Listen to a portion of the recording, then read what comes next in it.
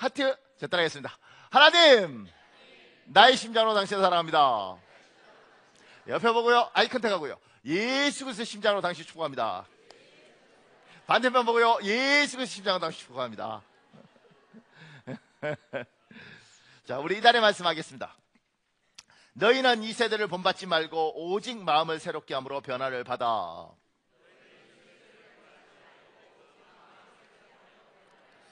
하나님의 선하시고 기뻐하시고 온전하신 뜻이 무엇인지 분별하도록 하라. 로마서 12장 2절 말씀. 우리의 선포하겠습니다. 성령 하나님, 이 세대를 본받지 않겠습니다. 마음을 새롭게 하여 주옵소서.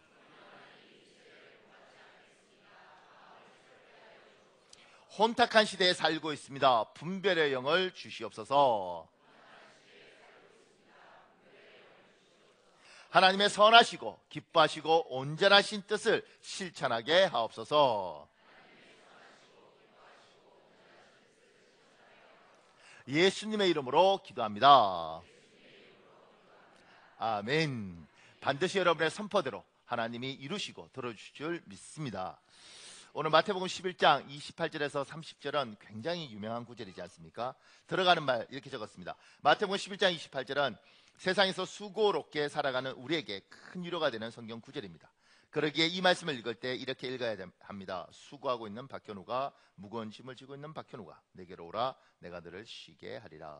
이 말씀을 좀 더 깊게 살펴보겠습니다.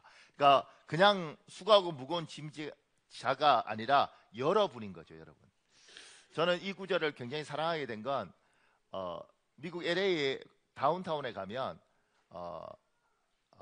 로키 영화 찍었던 야구장이 권투장이 있습니다. 그리고 그 권투장을 그 입구에 한국 사람들이 이 영어로 또 한글로 크게 이걸 적어놨습니다. 수고하고 무거운 짐진자라. 그러니까 다운타운으로 이렇게 버스 타고 지나가거나 차 타고 지나가면 이게 보입니다.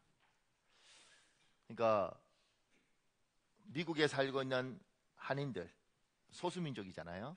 뭐 중국인도 아니고 일본인도 아닌 소수민족인 한국인들이 그 길을 지나가면서 그거 볼 때마다 수고하고 무거운 짐진 자들아 다 내게로 오라, 내가 너를 쉬게 하리라. 이 말씀을 붙들고 위로를 받아요.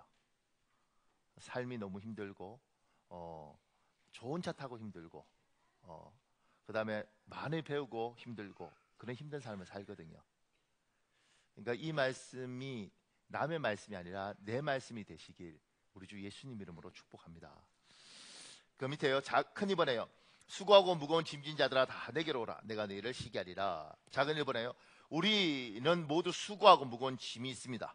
이 세상에 사는 사람 중에 수고하고 무거운 짐이 없는 사람은 없습니다. 모든 사람은 사막을 횡단하는 낙타처럼 덩어리에 삶의 혹을 하나씩 둘씩 가지고 살아가고 있습니다. 제가 이 표현 쓰면서 참 사막을 횡단하는 낙타, 그 낙타의 지방을 축적하기 위해 있는 혹. 우리 인생이 사막 같고 광야 같은 인생을 살면서 저 낙타의 혹처럼 우리가 삶의 짐을 지고 있는갑다, 이런 생각을 했어요. 그러니까 저는 이제 굉장히 권력이나 힘을 가지면 삶이 안 무거울 줄 알았었는데, 그 대통령 비서실장하고 내려온 사람이 비서실장하고 내려오면서 이 6개를 뽑았다 그래요. 잇몸이 다 내려앉아 버린 거예요. 그러니까 이제 그런 게 국정 운영을 하는 게 그렇게 피곤하다는 거죠. 그러니까 무슨 정무수석 뭐런가 하면 다 이게 이쪽을 이게 한 2-3개씩은 다 나라를 위해서 바쳤다는 거예요. 근데 여러분 이러잖아요. 놀라운 게 뭔지 하면 그렇게 바치는데 그래도 비서실장 할래? 네, 이렇게 해요. 그 놀랍지 않습니까? 그거 하면 이거 다 내려앉을 텐데 그래도 뭐 정무수석 할래? 네, 이렇게. 좋은 자리, 높은 자리가 삶의 무게가 만만치 않습니다. 그 밑에요. 우리 인생의 수고롭고 무거운 이유는 우리가 어려움과 고통을 겪을 수밖에 없는 삶의 구조 속에 살고 있기 때문입니다. 창세기 8장 22절이 있습니다. 여러분 읽으실래요? 시작.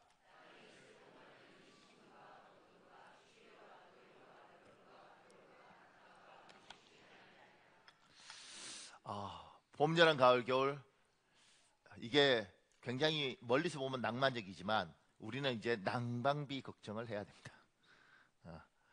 여름이 되면 에어컨을 틀지 않으면 견디기가 어렵고, 그리고 밤이 되면, 제가 필리핀에 있을 때는 밤 되면요 다 일찍 잡니다. 왜냐면 전기 안 들어오는 지역이 있어서 또 전기가 한 번씩 잘 나가거든요. 그러면 일찌감치 합니다. 놀라운 게 뭐냐면 닭이 새벽 한 4시 반쯤 우는데, 닭이 울 때 사람들이 다 깨 있습니다. 그러니까 근데 이제 거기서 같이 이야기하다 보면 등이 없어서 밤에 책을 못 보는 거예요. 그리고 우리는 등이 너무 밝아서 잠을 못 자면서 공부를 해야 돼요. 삶이란 구조가 고생할 수밖에 없는 구조로 우리는 살더라고요. 아이들 이렇게 보고 있으면 저 어린 것들 너무 귀엽지만 우리는 생각하잖아요. 아이고 저것들 앞으로 어떻게 사나. 재밌는 이야기 하나 들었던 건 6살짜리 아가 한숨을 쉬더라고요. 왜? 유치원 가야 돼. 그 인생이 고달프죠. 그 밑에요. 불교는 사람의 삶을 고통이라고 규정합니다. 일행 삼국유사 이런 내용 나옵니다. 나지 마라, 죽는 것이 고통이니라. 죽지 말라, 나는 것이 고통이라. 사복은 말했다. 말이 너무 길다. 원효대사예요. 원효대사가 이를 고쳐 말했다. 사는 것도 죽는 것도 고통이니라. 우리의 삶을 불교는 이렇게 보는 거죠. 불교는. 그리고 그 밑에요. 불교는 고통스러운 인간의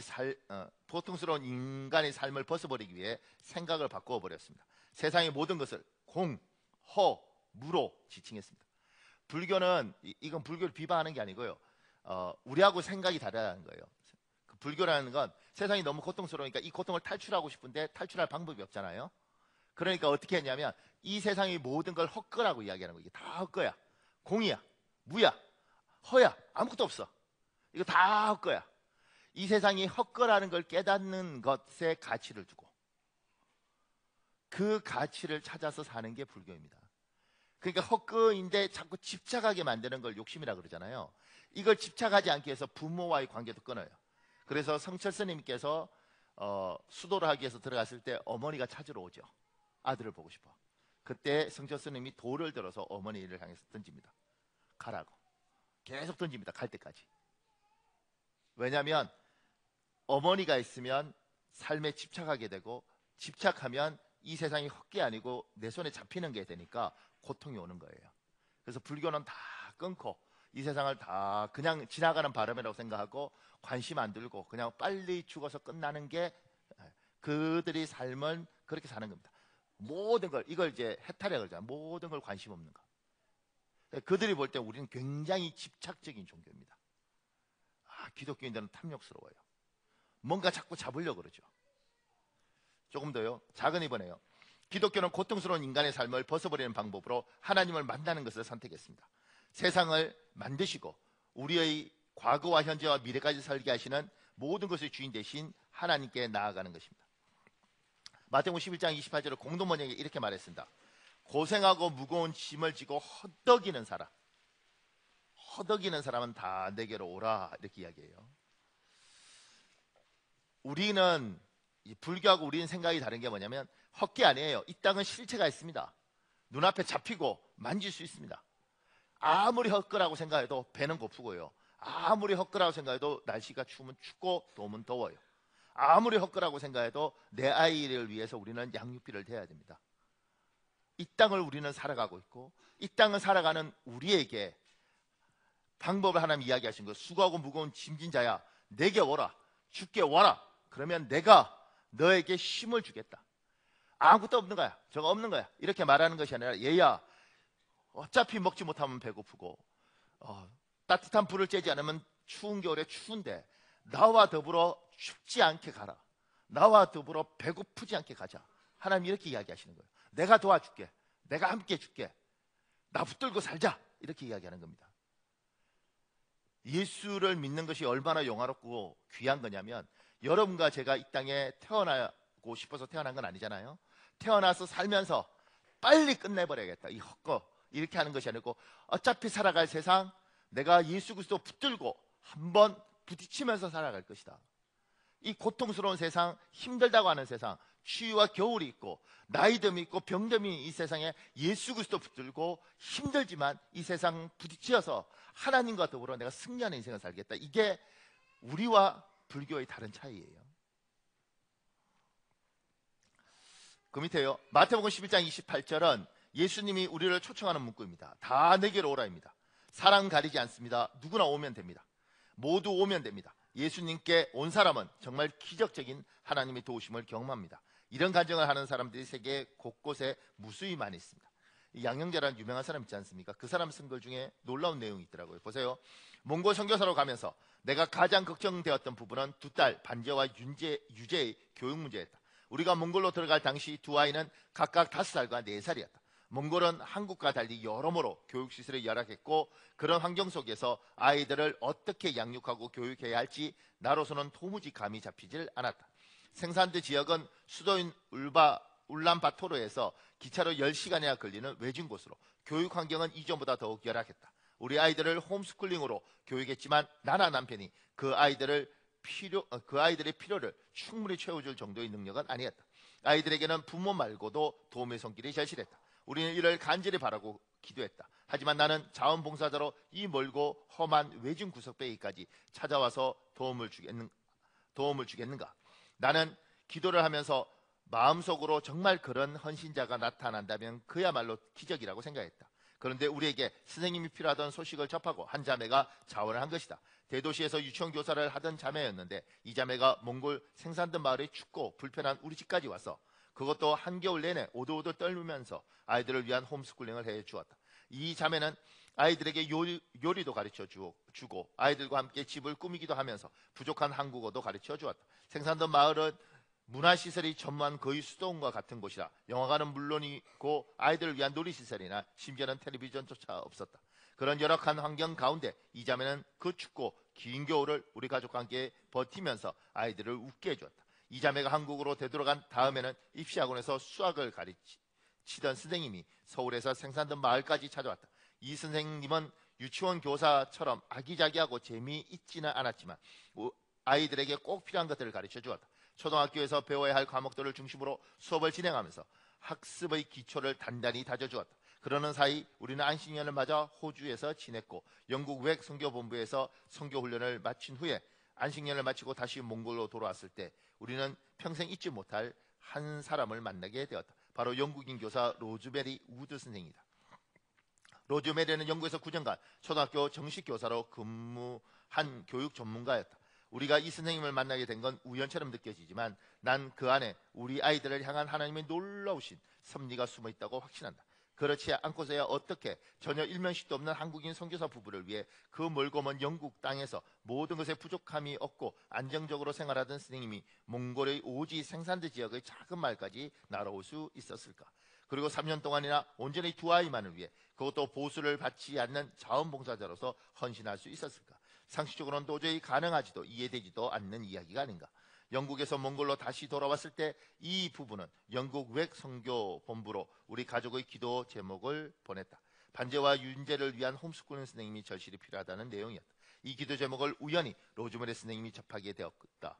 외 선교 본부에 있던 친구가 우리 가정의 기도 제목을 로즈메리 선생님에게 알려준 것이었다. 이 편지를 본 로즈메리는 몽골로 올 결심을 굳혔다고 한다. 하나님의 도우심이었다. 로즈메리는 9년 동안 근무했던 초등학교에 한 치의 망설임도 없이 사표를 내고 가르치던 모든 초등학교 교과서를 챙겨서 울란바토르로 날아왔다. 우리 부부가 감히 상상하지도 못했던 꿈 같은 일이 일어났다. 로즈메리는 우리 아이들에게 너무 큰 도움이 되어 주었다. 로즈메리 선생님은 아침부터 오후까지 마치 학교 수업을 하듯 우리 아이들을 철저히 돌봐 주었다. 영국의 초등학교 교과서를 가지고 꼼꼼하게 전과목을 지도해 주었다. 우리 집 인근에 방을 얻은 선생님은 그렇게 주말을 제외하고는 습관처럼 매일 출퇴근을 반복하며 학교에서 수업을 진행하듯 우리 아이들을 철저하게 지도해 주었다. 선생님은 모든 것을 자비로 충당하겠다고 했지만 너무 감사해서 방세만은 우리가 지불했다. 반제가 중학교로 진학할 즈음 로즈메리 선생님은 3년의 자원봉사 기간을 꽉 채우고 영국으로 되돌아갔다. 초등학교 선생님이었기 때문에 중등 교과 과정은 본인이 감당할 수 없다고 판단해 되돌아간 것이었다. 그리고 사표를 냈던 학교로 복직을 다시 신청해서 지금도 교사로 활동하고 있다. 아이들은 이후 대전에 있는 국제학교에 들어가 공부한 뒤 모두 외국에서 대학을 마치고 현재 영국과 미국에서 각각 교사의 길을 걷고 있다.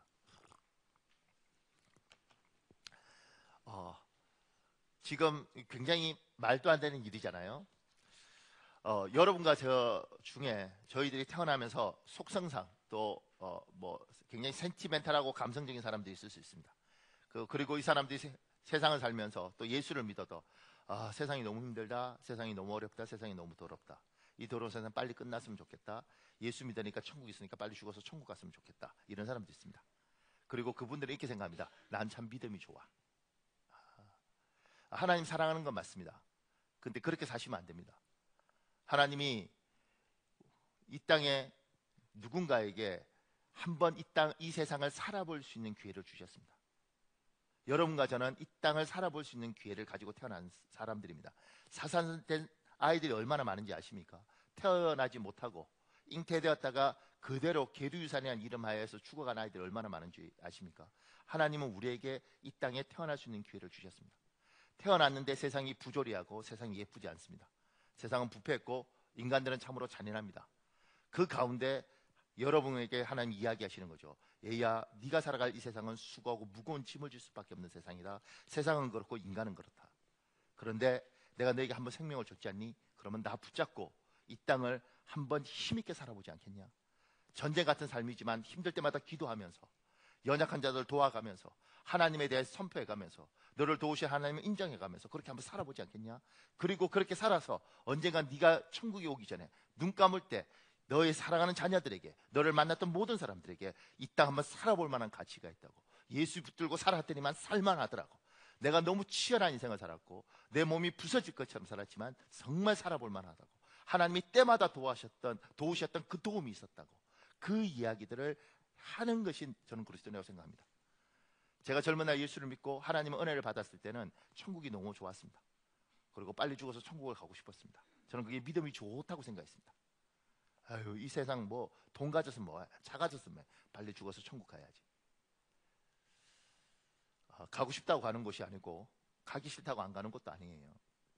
언젠가는 갈 텐데 가기 전에 이 땅에서 하나님이 여러분과 제 수명을 50년을 주시든 70년을 주시든 뭐 80년을 주시든 한번 하나님 붙들고 하나님과 동행하면서 한번 살아봐야 되지 않는가.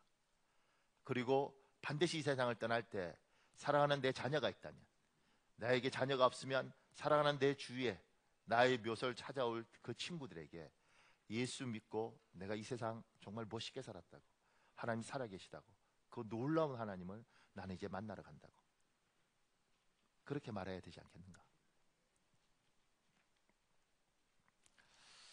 3번에요.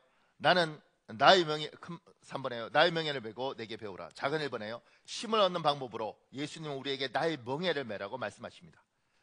우리에게 예수님의 명예를 메라고 말씀하십니다. 조연삼이라는 분이 쓴 글에 이런 내용이 있습니다. 명예를 맨다는 말이 어떤 것인지 아시지요? 쟁기나 수레를 끌기 위해 소나 나귀 등의 목에 가로얹는 막대기가 멍에입니다. 대개 멍에는 두 마리의 동물을 한 짝으로 묶어 일을 시킬 때 사용합니다. 예수님의 멍에를 맨다는 것은 예수님과 짝이 된다는 것입니다. 예수님의 멍에를 매면 혼자 끌던 수레를 예수님과 함께 끌게 됩니다. 혼자 갈던 밭을 예수님과 함께 갈게 됩니다. 혼자 지던 짐을 그분과 함께 집니다. 그분은 힘이 셉니다. 그분은 전능하신 하나님입니다. 우리는 그저 그분의 멍에를 메고 그분이 하라는 대로 하면서 따라가기만 하면 됩니다. 힘은 그분이 쓰십니다.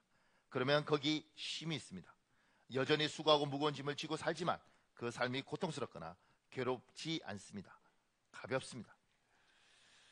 그 밑에요. 예수님의 멍에는 모든 일에 예수님과 함께하는 삶입니다. 예수님을 벗어나서 멀리 가는 것이 아니라 그분과 함께 그분 곁에 늘 있는 것입니다. 우리나라는 보통 쟁기를 끌 때 소 한 마리가 이렇게 끄는 거예요. 그죠? 그런데 이제 이쪽은 또 동남아 쪽에는 두 마리가 끄는 경우가 많더라고요. 그러니까 소 두 마리면 여기에 이렇게 둘이 해서 쟁기를 끌도록 이렇게 하는 거죠. 이게 이제 멍에입니다. 그러니까 멍에는 2인 1조가 되도록 하는 거죠. 근데 이제 저도 이제 이런 걸 잘 모르니까 농사를 이제 자료를 찾다 보면 재밌는 건 이렇게 끌 때 두 종류가 있더라고요. 하나는 이제 아주 노련한 소와 이제 좀 힘을 쓰지만 아직 철 없는 소를 둘이를 같이 붙인다는 거죠. 노련한 소끼를 붙이는 게 아니고. 그러면 이 노련한 소가 이 힘은 세지만 철 없는, 그리고 쟁기를 어떻게 갈지 모르는 이 소를 여기가 잘 도와서 제대로 갈도록 만든다는 거예요. 그 다음에 황소, 남자소와 암소를 이렇게 같이 한다는 겁니다. 그래서 남자 소가 힘을 내서 막 끌다가 지치면, 암소는 힘 안 쓰고 이렇게 가다가 그 다음에 지치면 이 암소가 엉덩이로 힝 뭐 이러면 남자가 응? 이러고 간다 뭐 이렇게 하여튼간 뭐 진짜지 가짜인지 모르지만 책에는 그렇게 나와 있습니다. 그러니까 뭐 그렇게 힘을 내서 이렇게 간다는 거죠. 그러니까 분명한 건 하나가 힘을 쓰고 하나가 옆에서 도우면서 컨트롤해서 가는 거죠. 주님께서 우리하고 일을 할 때 우리에게 멍에를, 그런 거예요. 혼자 있지 같이 멍에 매자 이렇게 이야기하시는 거예요. 멍에 매고 내가 너 도와줄게. 내가 너 이 힘든 길 끌도록 할게. 같이 가자 이렇게 이야기해요. 여러분과 저는 지혜들이 너무 많아서 수고하고 무거운 짐을 안 지는 법을 압니다. 멍에를 안 지는 법을 알아요. 그래서 어떻게 해요? 결혼 안 합니다. 결혼하면 골치 아프다는 걸 알아요. 애기 안 낳습니다. 낳으면 얼마나 피곤하다는 걸 압니다. 교회 안에 들어오지 않습니다. 교회 안에 들어오면 얼마나 피곤한지 압니다. 그래서 남성교회, 여성교회 회장 뽑는 날은 반드시 교회에 결석을 합니다. 주일 예배를 드리면 확 도망갑니다. 놀라운 건 그렇게 도망갈 줄 알고 누군가는 또 지키고 서 있습니다. 뭐 하여튼간에 여러분과 저는 멍에를 안 지고 수고하고 무거운 짐을 안 지는 법을 압니다. 그리고 그 요령으로 살려고 노력을 하죠.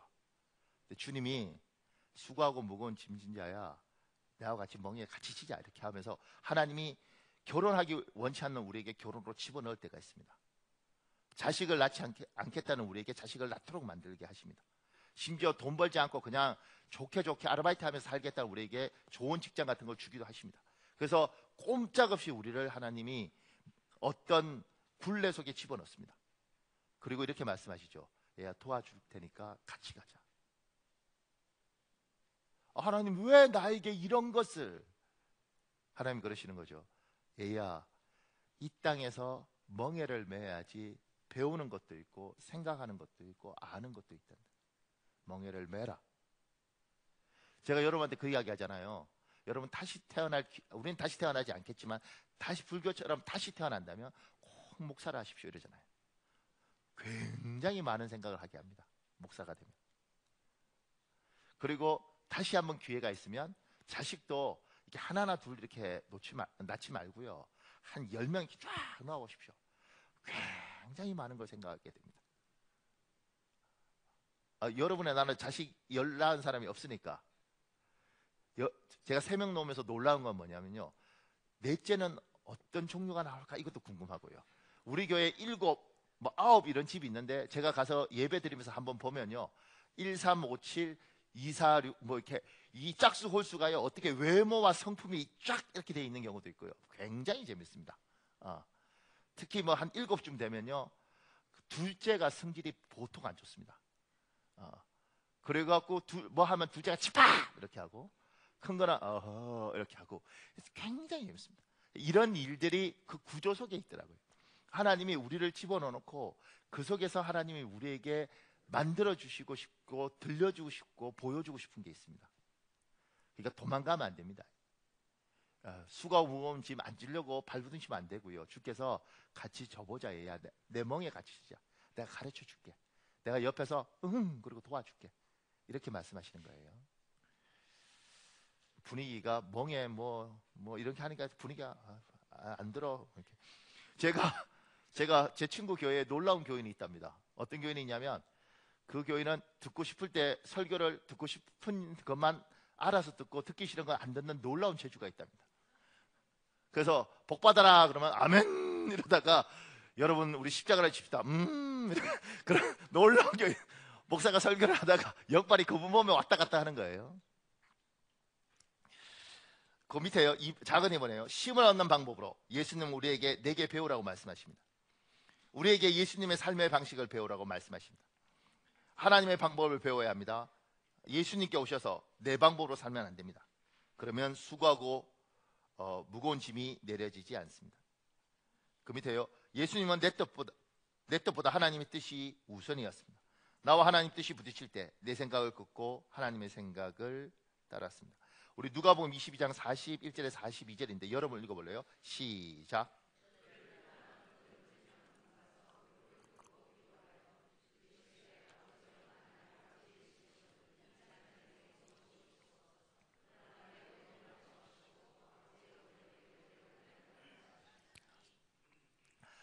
우리 목사들 사이에 굉장히 유명한 이야기가 있는데요. 그 이야기가 뭐냐면 그 하비 칸이라는 한국에 온 미국인 선교사가 있었습니다. 그분은 이제 총신대라는 지금 이제 사당동에 총신대학이라는 데가 있잖아요. 거기 교수였는데 이 하비 칸 교수가 집차를 늘 몰고 다녔습니다. 그러니까 미국 군용 집차를. 근데 이제 그 사당 그 고개가 굉장히 높으니까 집차를 이렇게 몰고 가다 보면 그 당시에 한국 할머니들이 머리에 보침 같은 거 이렇게 뭐 다라이 같은 거 이런 거 이고 이렇게 올라가는 거예요. 얼마나 힘들겠어요. 그러니까 이 어른이 집차를 세우고 할머니 집차 타세요. 힘드시죠? 그래서 태워서 이렇게 간 거예요. 근데 태워서 이렇게 가다가 이렇게 룸미를 백미를 이렇게 보니까 이 할머니가 이렇게 옛날 우리 분들 마음 곱잖아요. 그 집차에 앉아서 머리에 이렇게 다리 같은 게 이고 있는 거죠. 할머니 내려놓으세요. 아유 외국인 양반 못 내려온다고. 내려놓으세요. 내가 이 집차 사는 것도 너무너무 미안한데 이것까지 내려놓으면 너무 미안하다고. 그리고 그러니까 예수 믿는 사람들이 예수 믿고 하나님 앞에 집 내려놓고 하나님이 시키는 대로 따라가야 되는데 자기 생각 다 붙들고 살고 있습니다. 그러니까 천국은 갑니다. 예수 믿으니까. 그런데 인생이요 굉장히 피곤하고 고달픕니다. 그런데 더 놀라운 건 뭐냐면 자기 생각을 주장하고 고집하고 이렇게 외쳐요. 예를 들면 예수 그리스도의 방법을 배우라 그러잖아요. 제가 우리 교회에서 이제 우리 교회는 남자의 신앙을 세워라, 가장을 세워라, 아이보다는 남편을 세워라 이런 이야기를 여자분들한테 하잖아요. 근데 이게요 참 희한한 게 이렇게 아무리 말을 해도 안 들리는가 봐요. 목사님 몰라서 제가 우리 남편은요 그 사람 안 됩니다. 이렇게 그냥 돈이나 벌고 이렇게 해서 나는 우리 아이들 보고 사는 거지. 아유 저거는 진짜 안 됩니다. 이렇게 말을 하는 분들이 있어요. 제가 당신이 소중한 그 아이를 위해서라도 남편한테 잘하십시오. 아이고 참나 목사님 뭘 잘해요 이렇게 이야기를 해요.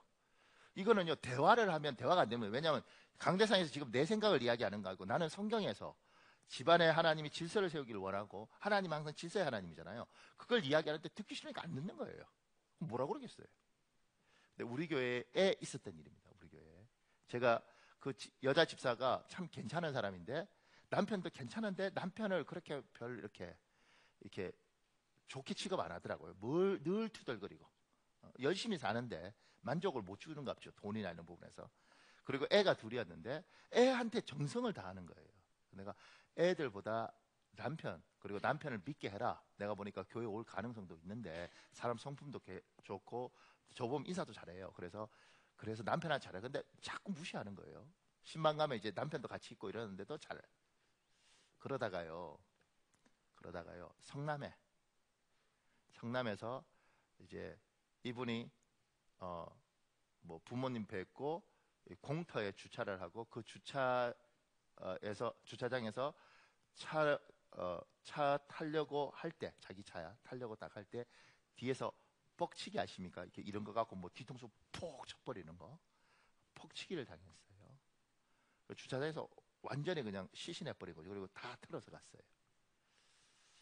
병원에 입원했는데 제가 갔죠. 제가 가서 그 병원 이제 남편 얼굴 보고 병원에서 이 집사한테 제가 이렇게 이야기했어요. 당신이 그렇게 사랑하는 아이들 그리고 당신이 무시하는 당신 남편 지금 남편이 이거 해서 병원에 누워 있는데 이 남편 죽으면 집사님이 사랑하는 그 귀한 아이들 집어넣고 당신이 돈 벌러 가야 된다.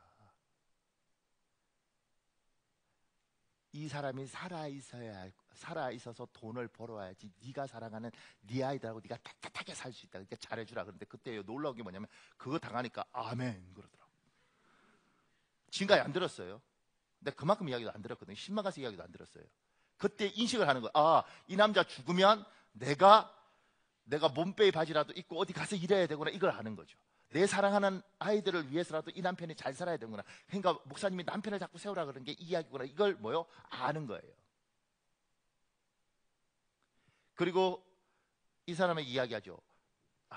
아들 하나고 딸이 하나인데 이 아이가, 남자아이가 지금은 교회를 오지만 반드시 이 아이가 사춘기가 되면 아빠가 교회를 안 다니면 이렇게 말을 한다. 엄마, 나 교회 가야 돼? 교회 가야지. 하나님 믿어야지. 아빠 교회 안 가잖아. 아빠 안 가는데 왜 나는 가야 돼? 이렇게 이야기를 합니다. 갑자기 논리가 없어지죠. 나도 안 가. 아빠가 안 가는데. 이렇게. 그래서 남편을 잘 세워야지. 당신이 그렇게 사랑하는 이 아들이 당신의 섬기는 하나님을 믿는다. 여러분과 제가 이 땅을 살면서 하나님이 우리에게 이 땅을, 예수를 믿는 것은 예수 믿고 천국 가는 것뿐만 아니라 예수를 믿는 방법으로 사는 것을 이 땅에서 가르치시는 겁니다. 강대상에서 왜 여러분과 제가 예수 믿으면 천국 가는데 왜 설교를 듣겠어요? 우리가 설교 말씀을 통해서 하나님에 대해서 배울 뿐만 아니라 하나님이 원하는 삶의 방식을 평생을 두고 하나님의 방법들을 배워가는 겁니다. 그리고 내 생각을 내려놓고 그 말씀을 받아들여서 사는 겁니다. 이게 하나님의 방법대로 되면 이때부터 하나님이 원하는 복된 구조가 열리기 시작을 해요. 제가 어저께 우리 신혼부부한테 신방을 갔다 왔는데, 그 신혼부부한테 신방을 갔다 와서, 이 신랑은 경상도 남자예요. 경상도에서 어렸을 때부터 자란 아이들은, 또 나이가 40이 다 돼가는 애들은 물에 엄마가 빠졌고 마누라가 빠졌을 때 누구 구해요? 그럼 100% 엄마 구합니다. 그리고 말 같지 않는 이야기를 하죠. 엄마는 구할 수 없지만 마누라는 새로 얻으면 되죠. 뭐 이딴 이야기를 해요. 왜냐하면 그 동네는 그렇게 배우고 자랐습니다. 나이 50 넘으면 더 심하고요. 제가 그런 경상도 남자들에게 끊임없이 이야기하죠. 성경적이지 않다. 성경은 내 부모를 떠나서 둘이 한 몸이 된다고 했다. 아버지가 일찍 돌아가셨던 말든 엄마한테는 아버지가 있었다. 아버지가 엄마는 아버지가 있었으니까 엄마 인생은 엄마야. 둘이서 엄마한테 잘해줄 뿐이지 너는 물에 빠지면 네 엄마가 아니라 너희 마누라를 구해야 된다. 이걸 제가 이야기하죠. 물어요. 저 지금 우리 교회에 있었던 양소정 선교사, 그다음에 데이빗 목사님, 미얀마 사람이거든요. 지금 이제 미얀마 갔잖아요, 선교사로. 데이빗 목사 그럼 제하고 필리핀에서 유학할 때 같은 기숙사에 있었어요. 둘이 결혼하고 한국에 와서 제가 물었죠, 데이빗한테. 물에 네 마누라가, 그거 영어로 하니까 재밌더라고요. 네 마누라하고 너희 엄마하고 물에 빠졌어. 그럼 너 누구 구할래? 그러니까 이 멍청한 게 어머니를 구해야지. 내가 미얀마 지 혼자잖아. 우리 다 한국인이고. 이게 내가 그냥 막 승질 냈죠. 그리고 그 다음에 누구 구할래? 그러니까 그래도 처음에는 그리고 그 다음에도요. 엄마 이러다고 너씨. 그리고 답변을 얻었습니다. 이제 그 양서정 선교사 구한다고.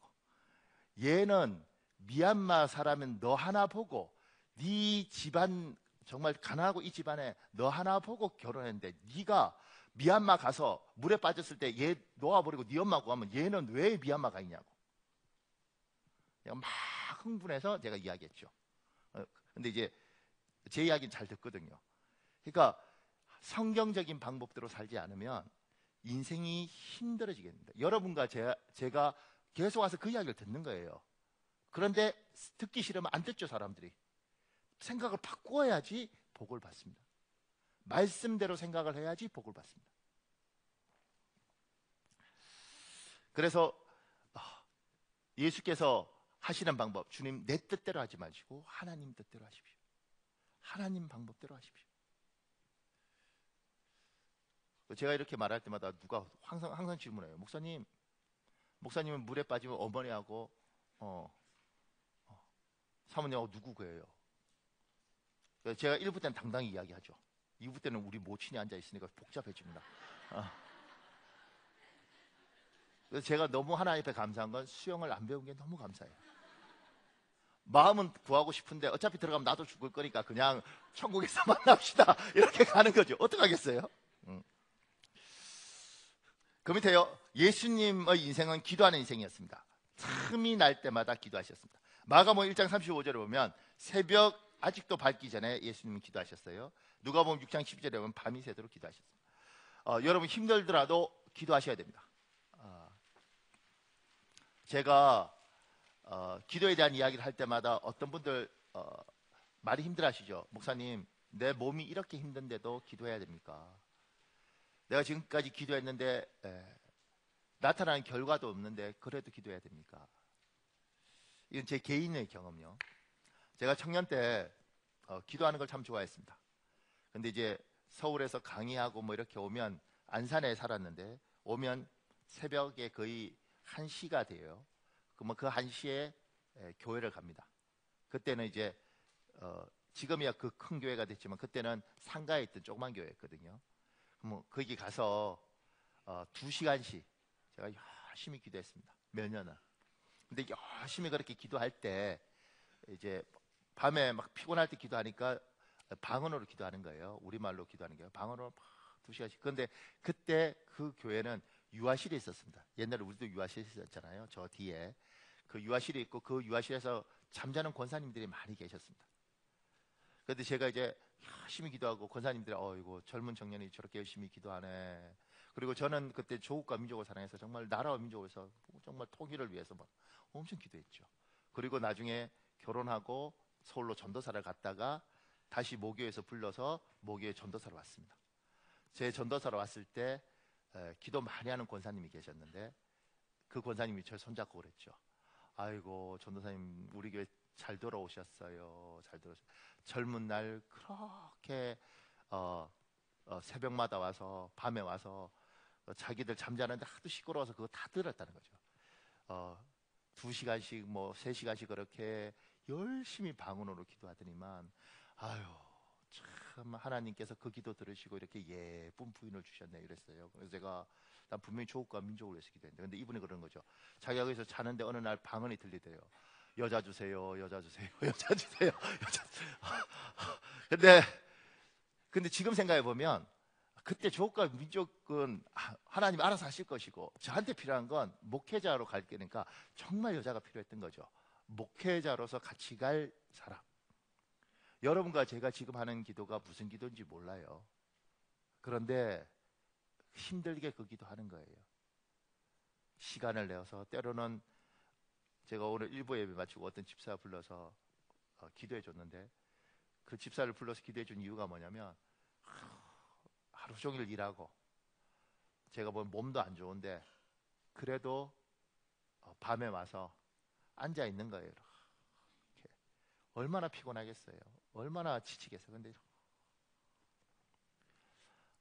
저기도 받아먹고 남편도 살고 아이들도 살겠지. 그리고 지금 저렇게 기도해도 눈앞에 펼쳐진 열매가 없으니까 얼마나 힘들까. 그래도 고맙다 애쓴다. 반드시 하나님이 저기도 열매 맺게 하실 거다. 기도하는 겁니다. 우리 주님을 신뢰하고. 왜냐하면 우리 주께서 그렇게 하셨으니까. 힘들어도 시간을 내어서, 그리고 때로는 여자분들이든 남자분들이든, 만약 여자분들이면 가족을 위해서 남편을 위해서 기도하다가 어느 날 남편이 섭하게 하면 그렇게 말씀하세요. 여보, 당신 때문에 내가 진짜 가슴이 아픈데 추운 겨울에 그래도 나는 떨면서 당신을 위해서 기도했다. 여러분의 아이가 너무 힘든 시간들을 보내면 그때 아버지가 애 손을 잡고 그렇게 말씀하십시오. 얘야, 네가 지금 많이 힘들지만 반드시 하나님 복 줄 거다. 왜냐하면 아빠가 서울로 출퇴근하면서 이렇게 힘든데도 새벽에 내가 너 이름 불러가면서 기도했다. 하나님이 반드시 너 기억할 거다. 하나님은 결코 여러분의 기도를 잊지 않으십니다. 힘들어도, 아무리 어려워도. 지금까지 기도로 버텨온 사람들 우리 교회 많이 있잖아요. 잘 왔는데 조금 더 가셨으면 좋겠습니다. 조금 더 기도했으면 좋겠습니다. 그 밑에요, 4번에요. 너희 마음이 쉼을 얻으리니. 작은 일본에 수고하고 무거운 짐 중에 예수님을 만나면 즉시 사라지는 짐이 있습니다. 신속하게 우리가 마음의 쉼을 얻습니다. 그 밑에요, 죄의 짐입니다. 사람은 죄를 지으면 죄책감, 죄의식을 가집니다. 예수님을 만나면 죄책감, 죄의식에서 벗어날 수 있습니다. 요한일서 1장 1절 1장 요한일서 1장 9절이 있습니다. 여러분 읽으십시오. 시작.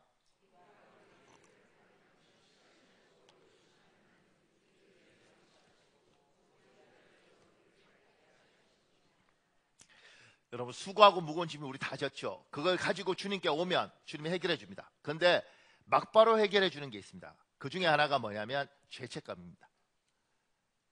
여러분과 저는 양심이 있고요. 아, 세상 다 그래 뭐 그러지 뭐 이래도 우리 마음에 가책과 짓눌림이 있습니다. 나도 모르게 악몽을 꾸고요. 나도 모르게 경기를 합니다. 굉장히 유명한 영화 대부 있지 않습니까? 대부가 1, 2, 3인데 3에 보면 알파치노가 가족을 지키기 위해서 하다 보니 굉장히 세계적인 마피아가 뭐 되는 이야기잖아요. 근데 그가 이제 이탈리아 사람들이니까 추기경을 만나죠.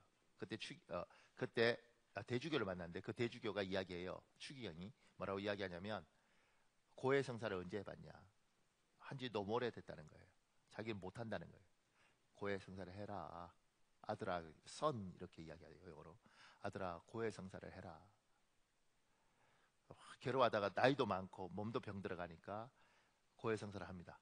그러면서 이렇게 말해요. 저는 사람을 죽였습니다. 저는 사람을 죽이라고 지시도 했습니다.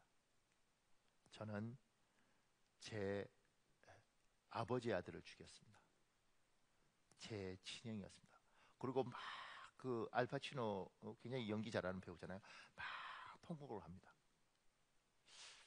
영화지만 저는 그거 보면서 저렇게 잔인하게 다른 조직을 뭐 기관총으로 쏴서 다 죽이고 이들도 그 마음에 형을 죽인 것, 사람을 죽이고 살해하고 이것들이 계속 뭐 다 그래, 사랑께서 그래, 가족을 위해서 그래 이렇게 하지만 이게 있는 겁니다. 여러분과 저는 하나님을 믿는 사람들이고 우리는 뭐 다 걸거지 뭐 이렇게 이야기하지만 우리 마음에 찔림과 가책들이 있습니다. 그거 그냥 가지고 다니면 병듭니다. 이렇게 주일날 왔을 때 하나님 앞에 끌어놓는 거죠. 하나님, 내가 괴롭습니다. 내가 사람들이 모르지만 내가 죄를 많이 졌습니다. 하나님, 이 예배 시간에, 이 기도 시간에 가져가 주십시오. 우리 주님을 깊이 만나면 이걸 하나님이 가져가는 걸 경험합니다. 이건 예수 그리스도를 만나면 막바로 가져가십니다. 그러니까 만나셔야 되고 기도할 때 간절하셔야 됩니다. 특히 마음속 깊이 숨겨두고 감춰두고 아무도 못 보고 심지어 내 남편도 내 아내도 모르는 깊이 있는 게 있습니다. 늘 한 번씩 그게 여러분을 힘들게 합니다. 하나님 앞에 끌어놓는 거죠. 하나님, 가져가 주십시오. 사실 너무 힘이 듭니다. 그 밑에요. 죽음의 공포에서 벗어날 수 있습니다. 죽음이 두려운 것은 죽음 이후에 지옥이 있기 때문입니다. 예수님은 나의 하나님, 나의 주님으로 섬기는 우리에게 하나님은 천국을 약속하셨습니다. 우리 사도행전 16장 31절에 있습니다. 여러분 읽어보십시오. 시작.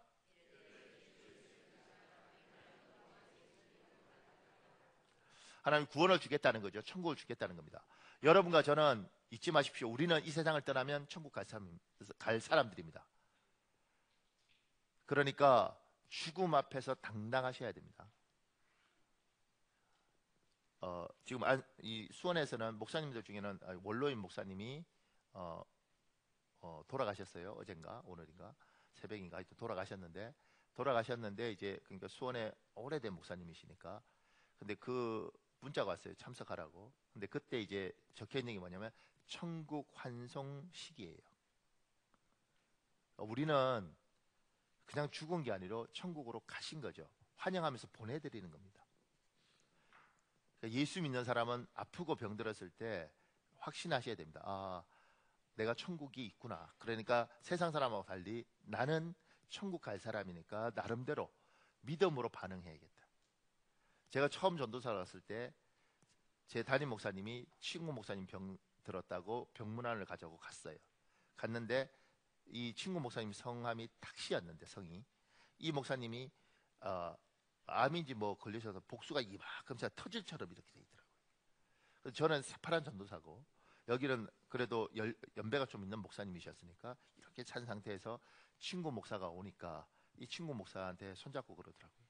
최 목사 살고 싶어 막 이렇게 버들버들 떨면서 이렇게 하시더라고요.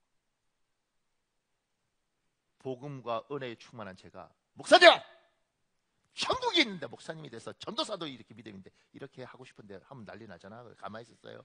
근데 속으로 어떤 생각이 들었냐면 뭐지? 이렇게 생각했어요. 왜 목사가 저렇게 반응하지? 천국에 대한 확신이 있으면 저렇게 하면 안 되지 않나?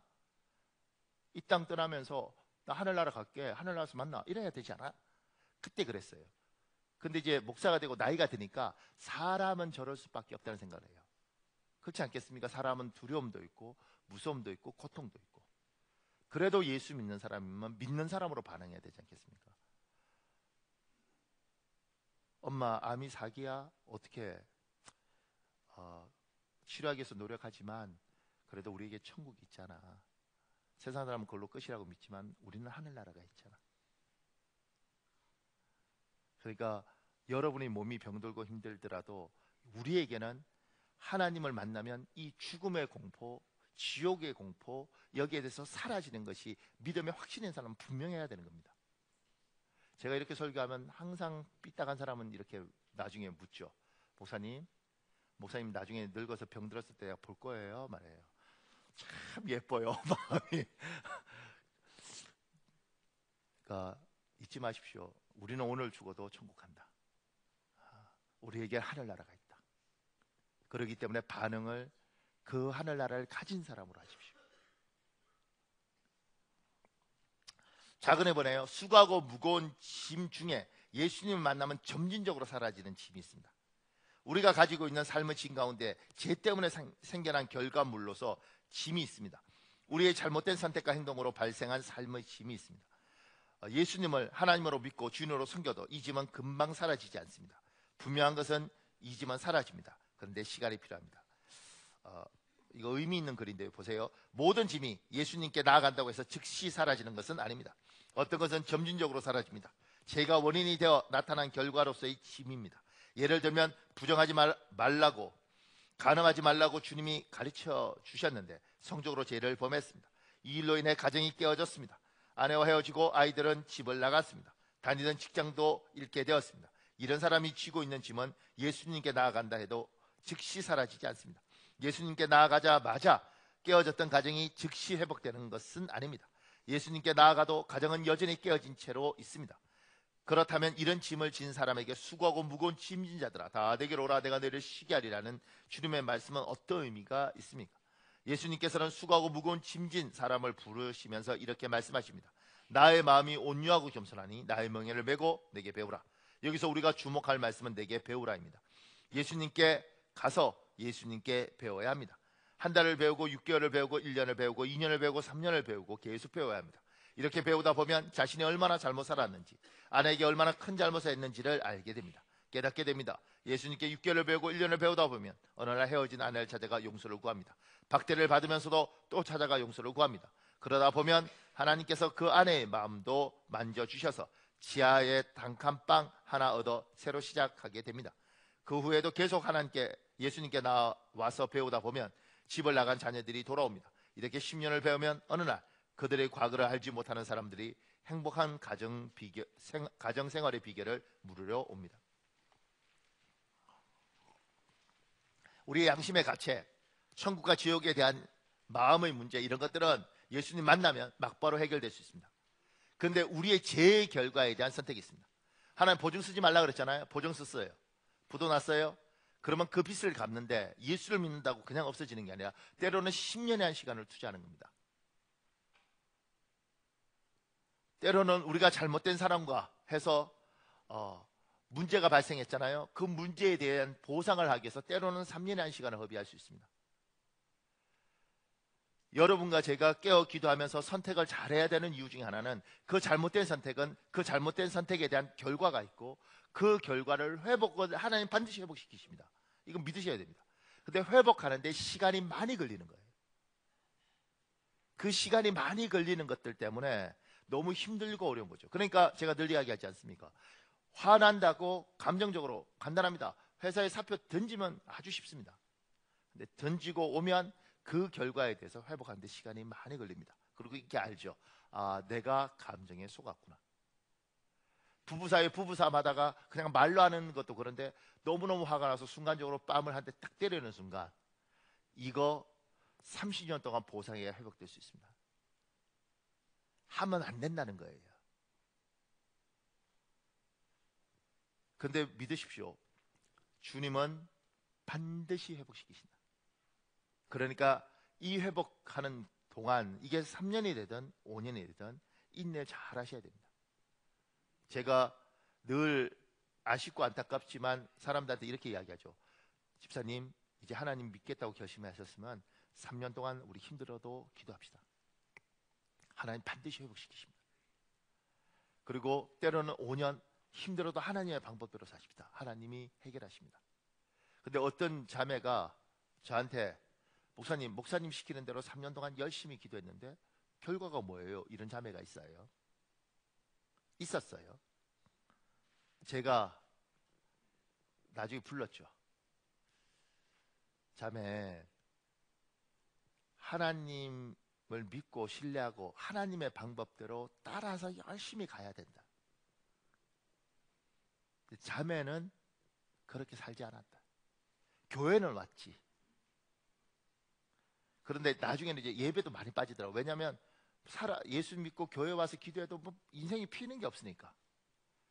제가 불러서 제대로 믿어야 된다. 근데 이 자매가 제가 그때 알았어요. 아, 이게 사람마다 자기 생각하고 싶은 대로 생각하구나. 이 자매가 이렇게 말을 했어요. 뭐라고 했냐면, 목사님 저 예배 몇 번 빠진 적도 없어요. 이렇게. 그게 이제 한 반년쯤 됐을 거예요. 한 6개월 지났는데 제가 예배 몇 번 빠진 적, 뭐 한 서너 번 올해 몇 번이나 빠진 것 같아요. 한 서너 번 빠졌을까요? 이러더라고요. 지금 같으면 훨씬 많이 빠졌는데 깨어서 기도하자 이러고 넘어갔을 텐데 아주 몇 년 됐으니까 오래전이니까 제가 그때는 좀 더 젊었죠. 그래서 잠깐만, 그리고 우리 사모한테 추석복 갖고 와 이렇게 해서. 여러분은 모르지만 여러분의 추석이 하늘에 체크되듯이 저희 교회에 쭉 체크합니다. 나중에 목사님 왜 저는 권사 안 시켜줍니다. 그럼 내가 딱 펴놓고 보려고. 근데 웃자고 한 말인데 굉장히 심각하게 들으시는군요. 근데 그 자매한테 이게 딱 펴줬죠. 6개월 동안 절반을 봤죠. 절반을, 주일 예배를. 자매의 신앙이 제가 이만큼 빠졌어요. 이게 자매예요. 근데 자기는 모르는 거예요. 그러니까 누군가는 목사님 저 열심히 목사님 시키는 대로 기도하고 했는데요. 왜 나는 인생이 이래요? 바꾸라고 그랬잖아. 저 많이 바꿨는데요. 안 바꿨다고. 기도하라고 했잖아. 저 많이 기도했는데 안 했다고. 당신이 했다고 생각할 뿐이지. 성실하게 꾸준히 따라와야지. 그래야 이 망가진 것들이 회복되는 겁니다. 잘해야 되는 겁니다. 3번에요. 수고하고 무거운 짐 중에 예수님을 만나도 그대로인 짐이 있습니다. 하나님은 이 짐을 통하여 이루실 일이 있기 때문입니다. 고린도서 12장 7절에서 9절에 있습니다. 여러분 읽으십시오. 시작.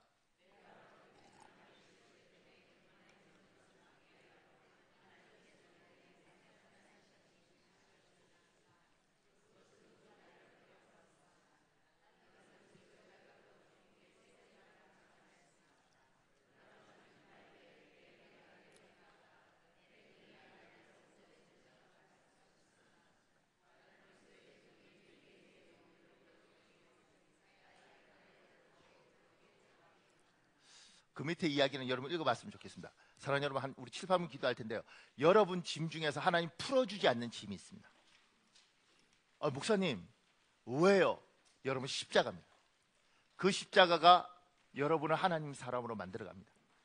언젠가 하나님께서 그 십자가를 치워주기 전까지는 그 십자가 때문에 여러분 하나님께 나와야 되고 그 십자가 때문에 여러분 겸손해야 됩니다. 그 십자가 때문에 하나님이 여러분을 지켜주실 수 있습니다. 이 시간에 우리 주여 한번 간절히 부르짖고요. 하나님, 내 수고하고 무거운 짐을 하나님께 꺼내놓겠습니다.